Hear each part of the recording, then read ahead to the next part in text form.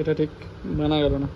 নামটা হচ্ছে দেখে নাও। Hello guys, welcome back to my channel. Good morning সবাইকে, আর হ্যাপি ইন্ডিপেন্ডেন্স ডে। জানি না কতটা কি স্বাধীন হতে পেরেছি আমরা, তাও হ্যাপি ইন্ডিপেন্ডেন্স ডে সবাইকে। তো চলো, একটা ছোট্ট ফ্ল্যাগ হোস্টিং এর ব্যাপার আছে পাড়ার মধ্যে, প্রত্যেক বছরই করি, এবছরও করবো। তো চলো আগে ওখানে যাওয়া যাক। না, তার আগে মর্নিং জুস খাওয়া যাক। আর মর্নিং জুসে কী খাই তোমাদের দেখাচ্ছি আমি।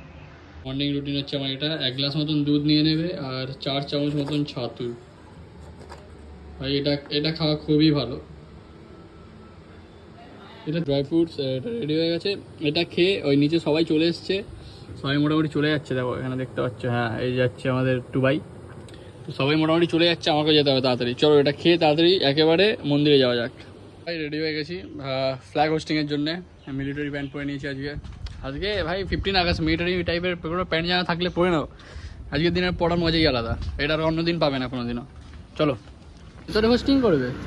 একটা মালাও নিয়ে নিবি পাশে। কি হয়েছে? মালা কাকে পড়াবি? আমাকে পড়াবি? আরে না না, ওইটার উপরে দিয়ে দেবো ফ্ল্যাগের, ভালো লাগবে রে। বাহ, আগে উঠবে কিন্তু 12টা বেজে নিয়ম হচ্ছে 10 টাকা বলে 12 টাকা আগে উঠবে। তুই আমার বাংলা গাইয়ে। না না 12টা না পরে চলছে কাজ চলছে, হয়ে যাবে এখন। আসলে ওই আমাদের নিয়ম ভাই, আমরা প্রতিবারে আগের বছর 11:30, 10টা, 10:30 এরকম সময় ওঠে। ওই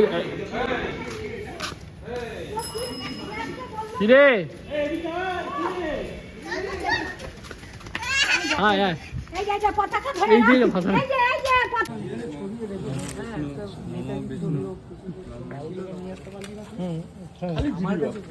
ভিডিও। তো কালকে ভাঙচুরের ব্যাপারটা নিশ্চয়ই সবাই শুনেছো, যখন প্রোটেস্ট চলছিল। তো অবশ্যই এটা প্রোটেস্টারদের কাজই নয় ভাঙচুরটা, কারণ দুদিন ধরে প্রোটেস্ট হচ্ছে, যদি করার থাকতোই তো তারা আগেই করে ফেলতো। কিন্তু এটা অবশ্যই অন্যান্য কোনো লোকের কাজ। তো এবার কারা করিয়েছে, কে করিয়েছে সেটা তো বোঝা যাচ্ছে না, আর বুঝতে হয়তো অনেক দিন সময়ও লেগে যাবে। এটা বোঝা গেলে হয়তো ব্যাপারটা ক্লিয়ার হয়ে যেত যে আর পেছনে যারা যারা আছে তাদেরকে কারা লোকানোর চেষ্টা করছে, কেন লোকানোর চেষ্টা করছে। এটা ক্লিয়ার করতে পারলে হয়তো বোঝা যাবে যে এই এত বড় অ্যাটাকটা কে করিয়েছে, কারা করিয়েছে, কেন করলো হঠাৎ করে।